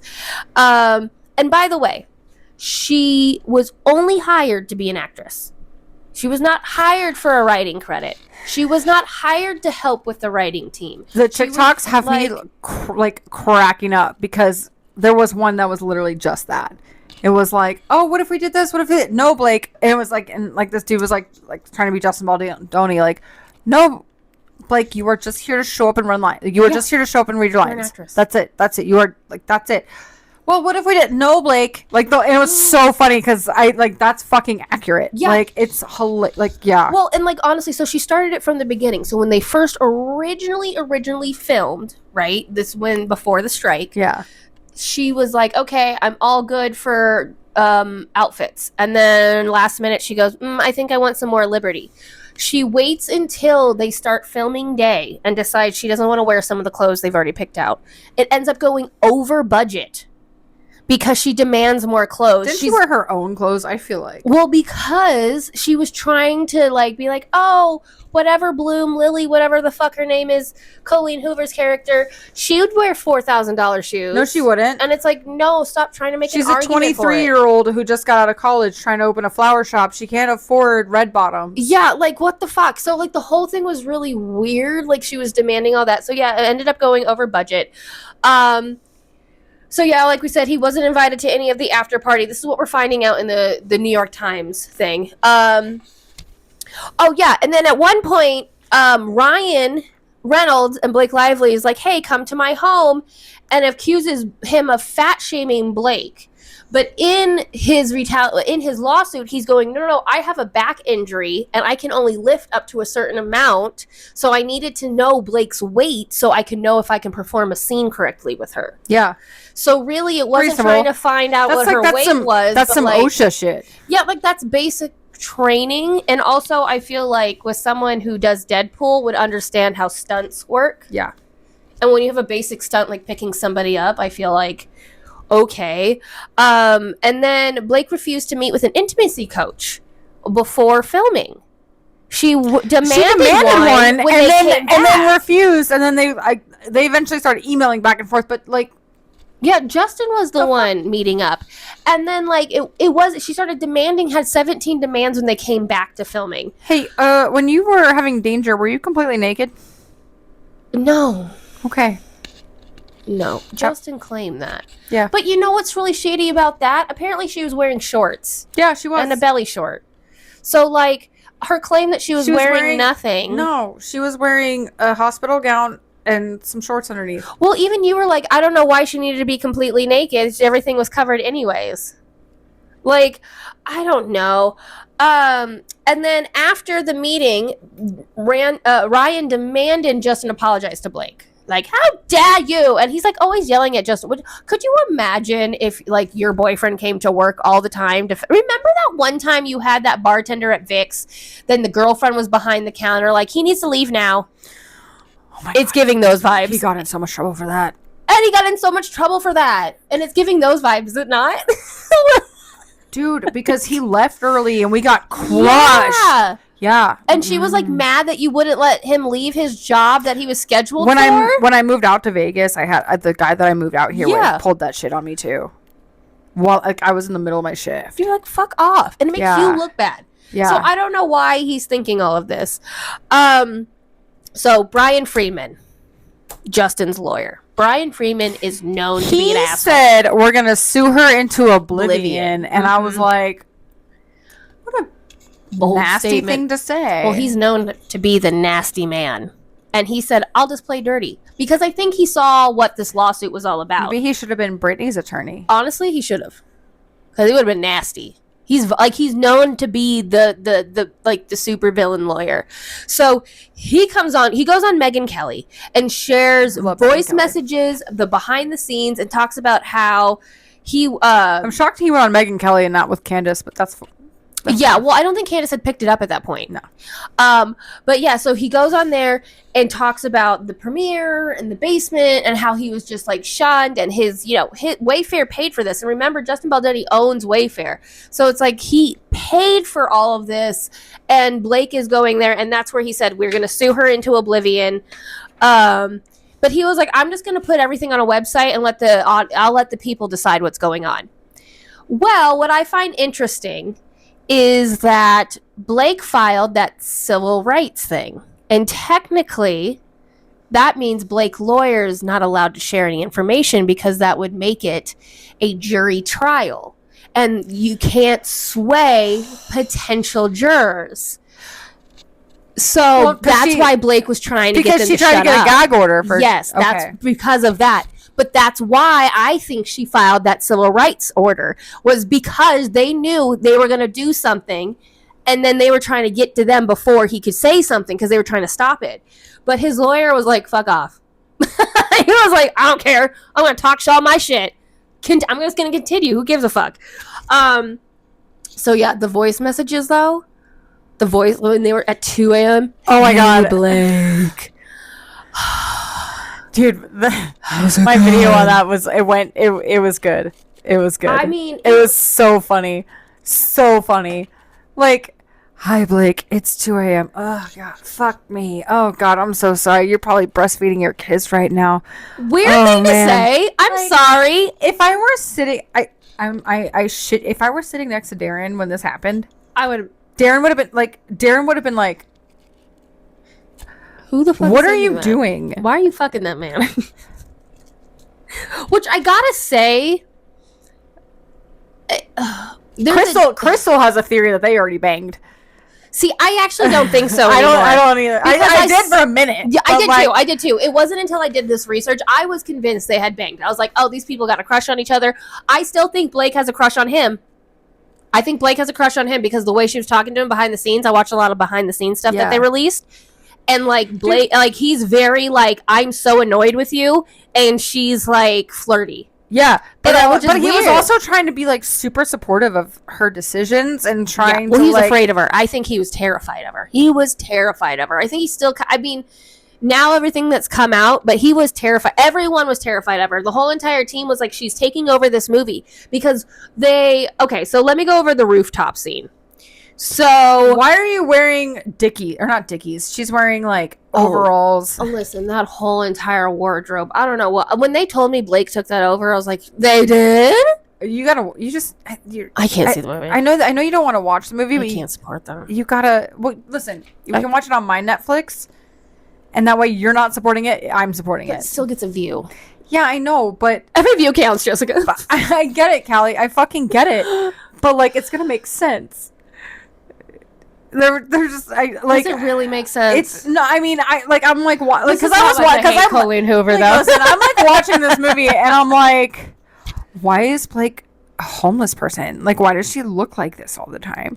Like, the best friend in the movie is 100% you. That's hilarious. Like, I shit you not, is you. Like, I'm watching this movie. And you're like, Callie, say that to me. No, honestly, this movie was like when I moved to Vegas. If you were my best friend when I moved to Vegas. Yelling at you and shit. What the fuck are you doing? Yes. No, 100%. She was like, because at one point she was like, if you get back together with him. Yeah. I'm never speaking to you again. Even though it was her brother. Yeah. She's like, I'm never talking to you again. Yeah. So she like chose her best friend. Like, it was like, sweet. No, that's like sweet. Literally like this was like me and you. Okay, I'll watch clips. So clips of it. But I was clips. Like, why is Blake like first of all, I didn't read the book, and apparently neither did Blake, and that was a huge thing. Well, that's another thing. Why are you going to let someone take over your script and she hasn't read the fucking book? Dude, there were so many times. Okay, so I saw like other interviews with her about this movie, and she was like spewing bullshit. Like, oh really? Oh my god! Like, there were many times where I felt like I'm trying to pass a test in middle school or high school, and I don't know what I'm like when they would ask for essay questions, and I don't know how to put my answers into essays. I'm like trying to bullshit my way through it. That was Blake Lively. Meanwhile, her co-stars are sitting here like this. They look so annoyed with her too. I gotta say, they look so annoyed for her. So, like, it was very clear. If I were Colleen Hoover sitting next to Blake Lively trying to explain a book I fucking wrote, I'd be so mad. It's so, even on the red carpet, there was a comment that someone was like, oh, Justin, are you going to do the sequel? And he was like, I think Blake's better for that. I think Blake would have more fun with that. And then they told Colleen Hoover, and she was like surprised. She goes, oh, but yeah, I support it. Like, she was all about it. So the rooftop scene. Okay, there's a rooftop scene. I don't know the rooftop scene, but it was written. So the rooftop scene is, and she basically like was coming off, like went to a funeral, like somebody in her family died. Okay. So went to a funeral. Okay. And it was on the rooftop of an apartment building she didn't even live in, but she just wanted, like, she liked the view. So she's like just kind of like sitting there. And then all of a sudden, like, Justin Baldoni walks out and he sits down and he was telling her a story about like a rough day he had. Okay. But we're finding out that rough day was like when he was a kid, but he was like, yeah, I work in, like, I'm a doctor, blah, blah, this and this and this.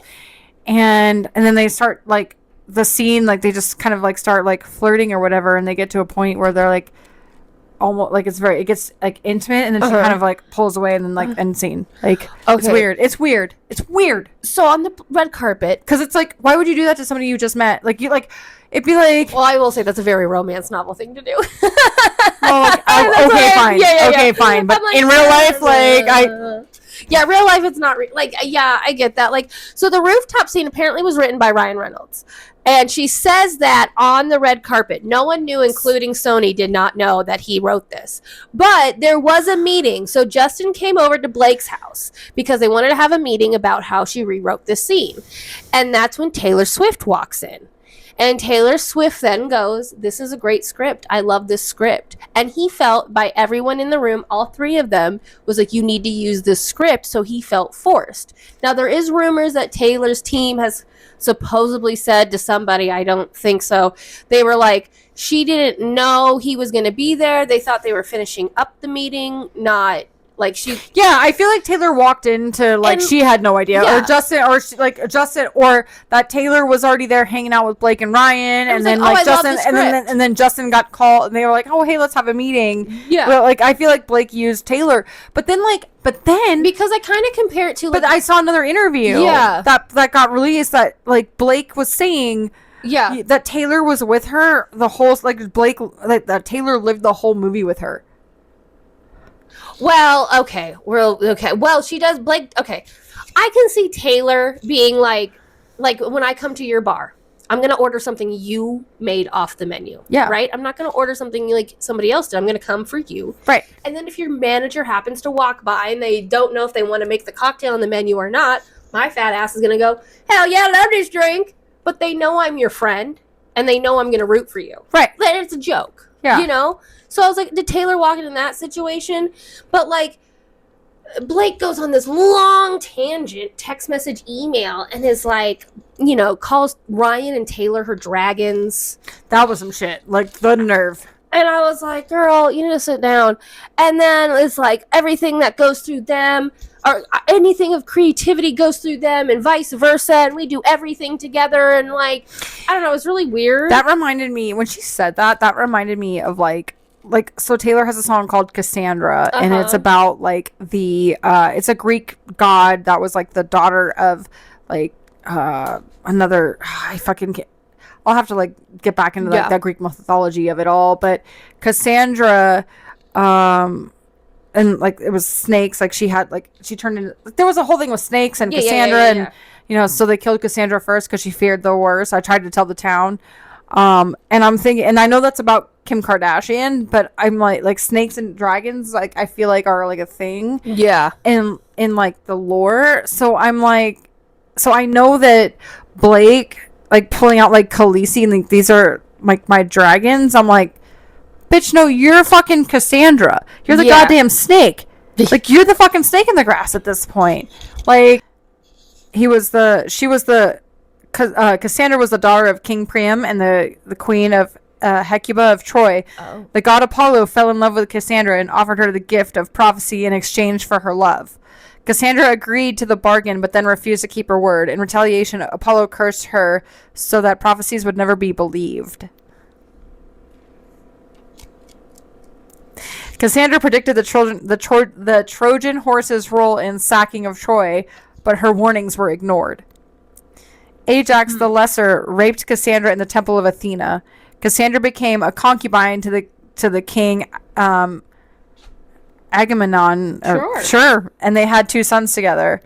But yeah, the name Cassandra is used as a rhetorical device to describe someone who makes accurate predictions that are not believed. Well, and I gotta say too, like, oof, that's rough. Damn, imagine Taylor. Now I gotta re-listen to everything. that shit was written about Kim Kardashian, but I feel like in this story at this point in this time, it's Blake. It's Blake. And like, okay, so now she's like on a roll. She's like, wow, I'm on a roll. I can write anything. And now she's making script changes every freaking day. Yeah. Every scene. And people are pissed.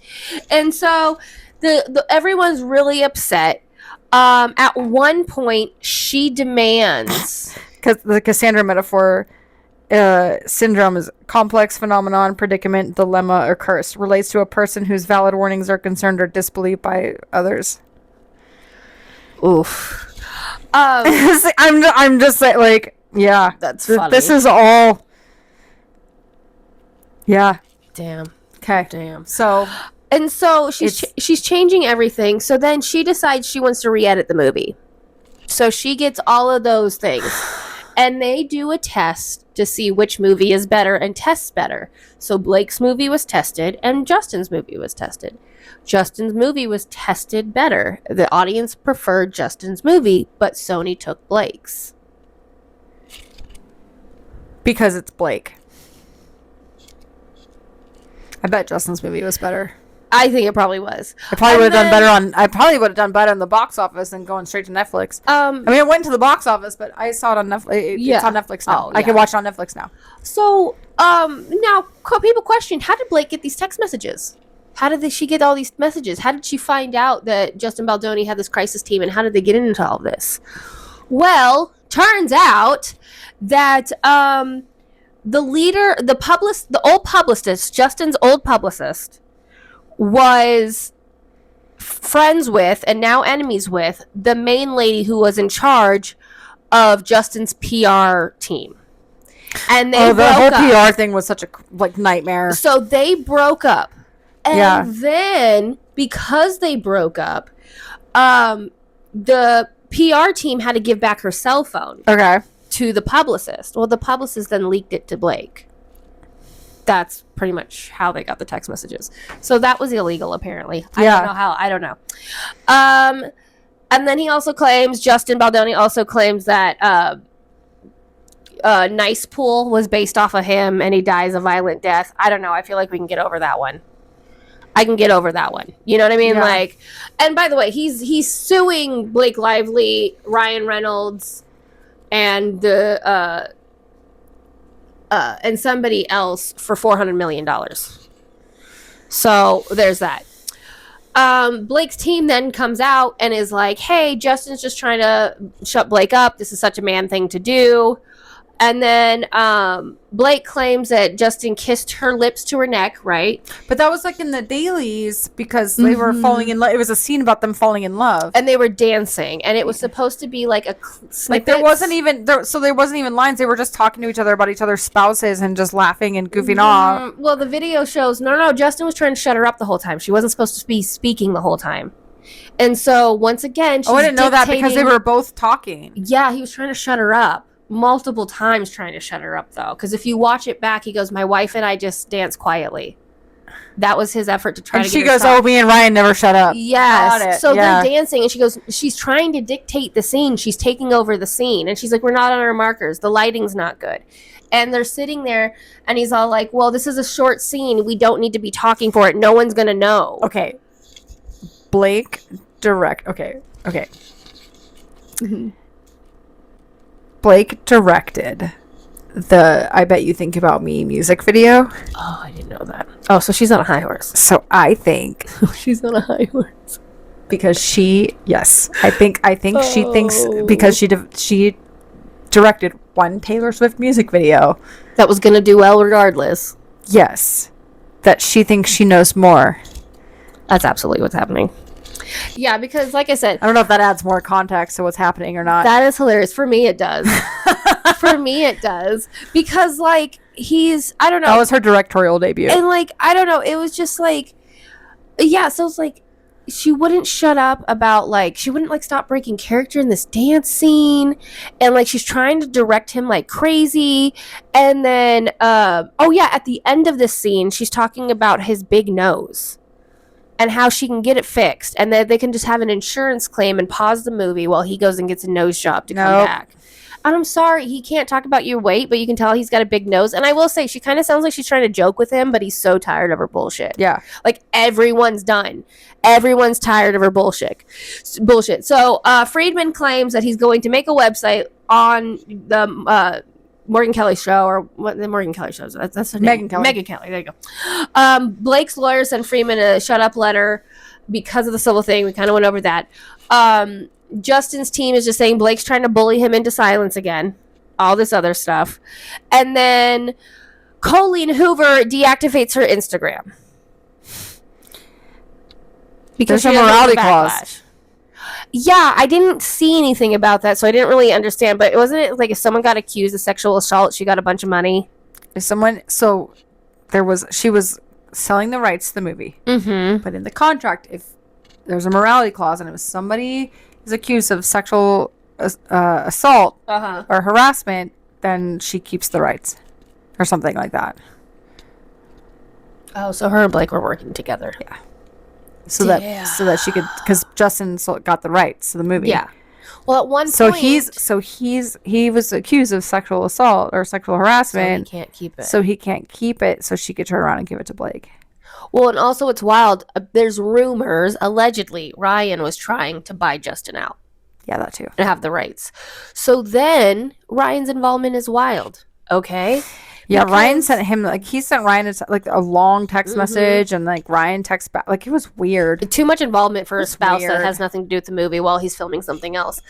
Because you don't hear about Justin Baldoni's wife getting involved. No, because she knows her, and it sounds weird, but like she knows her place within the job. Like, I don't go to my husband's job and dictate how things go. I don't go to tell Darren how to bar back. Yeah, also, I've never bar back before, so I don't tell him what to do. So one thing, remember how we talked about how Sony told them how to act?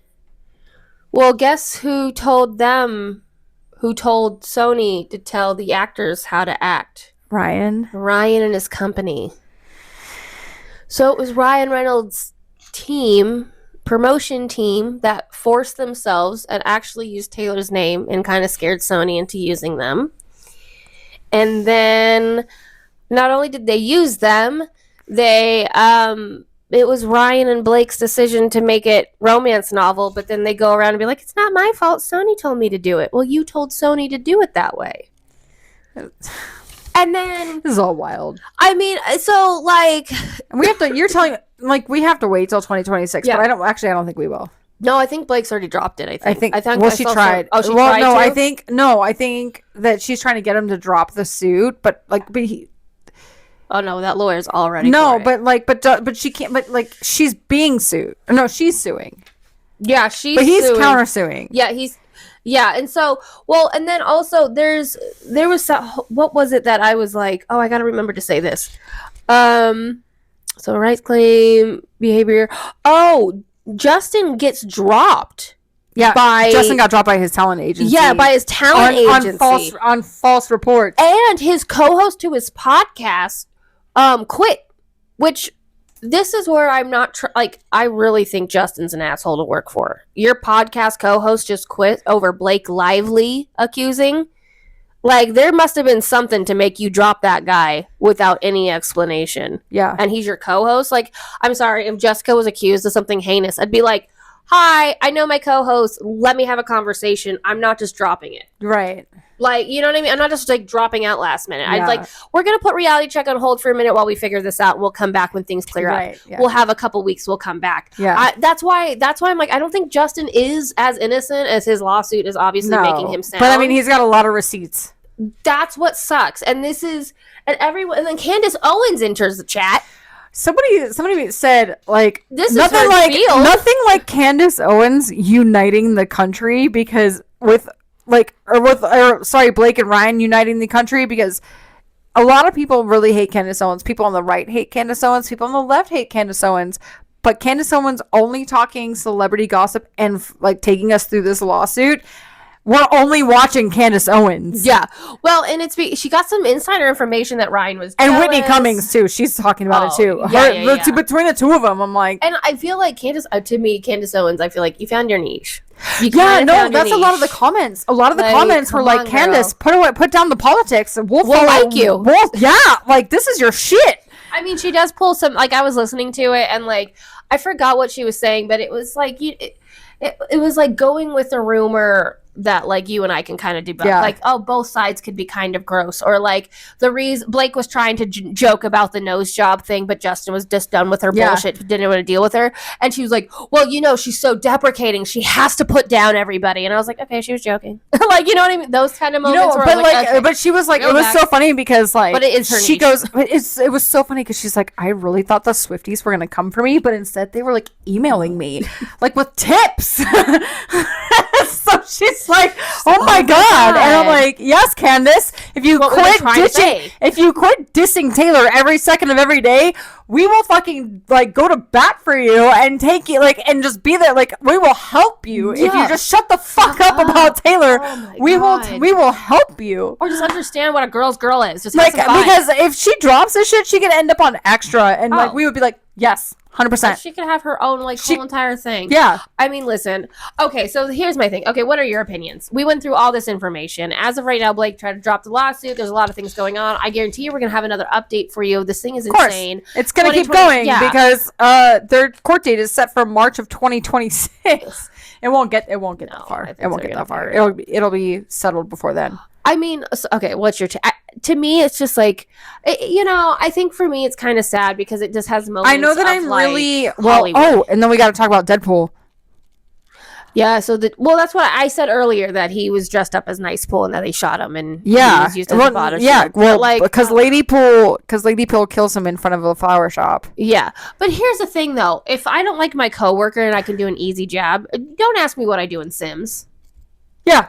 To me it's like, okay, you guys hate each other. To me it's like, I don't hate Blake Lively, but I'm not necessarily focused on you accusing me of sexual assault. I'm gonna be honest. Like, I'm gonna pick my battles. That one's not it. I just feel like, because that makes it hard for actual victims to come forward with something like that. If Blake's just gonna like make a mockery of it. Yeah.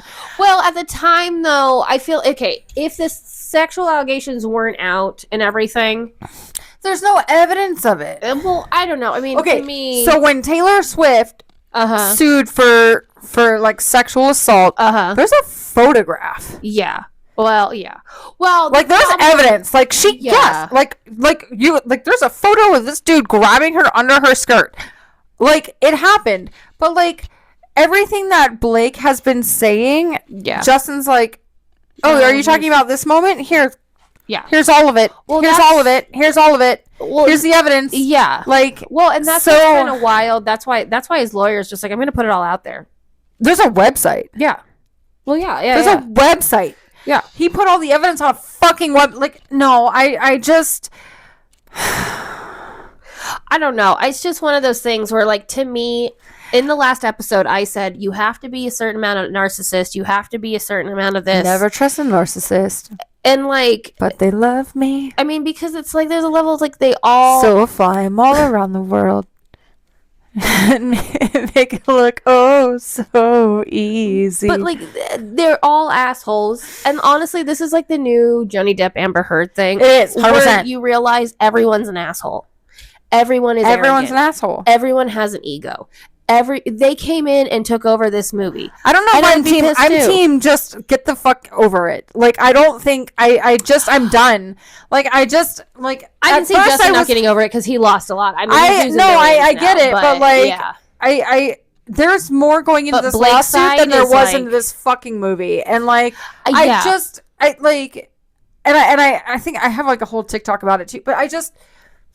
At first, I was like, yeah, nobody could ever make me hate Blake because she's Taylor Swift is her and Ryan's, like, their kids' like godmother. Yeah. You know, like, there's a whole fucking album written about, like, with their names in it. Like, I just, like, so I'm like, okay. And then, like, the amount of, like, Eras Tour shows they went to and were, like, saying hi to the fans and trading friendship bracelets. And I'm like, oh. But it's easy to be, I think, it's easy to be fake nice to people. It's easy to put on a show. They're actors. This is what they do. So when they they're at Taylor Swift, like, and that's what it, because you're gonna act, because you already know that's coming. Mm-hmm. You're not gonna act like an asshole because that looks bad on Taylor. But I'm like, I'm trying to, like, because they're her, like, tribe, but I'm trying, but then, like, she goes and does this shit, and I'm like, there's a level too of, like, Taylor did not get to where she was because she was nice all the time either. Taylor has also had to make these moves to forward her career. She's also had to step on toes, and I think the fine line is, how did she get there? Was Taylor screaming about her best friend, or was Taylor just, hey, I'm making these moves and knowing how to move appropriately? I think that's the difference. Appropriate is not changing a script every single day. No, I'm at a point where, like, so it was like, okay, in the beginning I was like, yeah, like, nobody can make me hate you, Blake. I love you, Blake. Ryan, I always thought was such a good dude, and everybody loves Ryan Reynolds. And then, so I'm like, why could you, like, how could you, like, go against, like, what? Like, I just wasn't. And then you go from that to, like reading the text messages and reading all the receipts that Justin Baldoni had, and Blake doesn't really have much, so it's like, oh, okay, so Justin is in the right, and now I feel like an asshole because he got this, he lost this and this. But now it's at a point where you're like, and then it's like, oh, okay, well, no, maybe, okay, then it's like, oh, Ryan was a monster. oh, okay, Ryan's a monster. Yeah. That sucks. And then it's like, oh, maybe Ryan wasn't the monster, because listening to that voicemail, maybe Ryan wasn't the monster. Yeah. Because if I open that voice memo with my boyfriend, that would have been an argument. I will say, though, so like it was just such like a roller coaster. Yeah. That I'm kind of done. Well, and also there's a level too of like with that voicemail. Like this is exhausting. Yeah, and like I said, it's well scripted and it had 3 or 4 takes. But could you imagine dealing with someone where you have to watch every one of your words? You're going to have something well scripted and 3 or 4 takes. You know what I'm saying? So, like, there's a little bit, like, it sounds so fake and phony, but also if you're dealing with a person, maybe you don't, like, if I have notes for all of our reality check stuff all the time because my brain is like a wandering Susan. Like, I have no concept. Like, anything distracts me. So, like, I get maybe why, but I don't know. I think it's just hard to realize that all these people are assholes. And that's really what it comes down to it, because it's Hollywood and everyone's an asshole. I mean, Sarah Hester Ross sang it best. She is like, TV's bullshit. TV is bullshit. And we're just realizing TV's bullshit, but... Damn. Sarah Hester Ross has been telling us for years, and we are just now actually realizing it. We're finally listening. Yeah, so, damn it. Anyways. Well. All right. Well, guys, reminder, Vegas Madness, we're going to be starting voting February 17th. So make sure you go to our Instagram, Reality Check Las Vegas. Make sure you follow it. Follow our stories. Make sure you're seeing all the nominations. Make sure you hit the notification bell so you can hear. Make sure you're all up to date. It's coming up, guys. Oh, my God. Oh, my God. It's happening. It's going to be great. Stress. Bye. All right. Bye.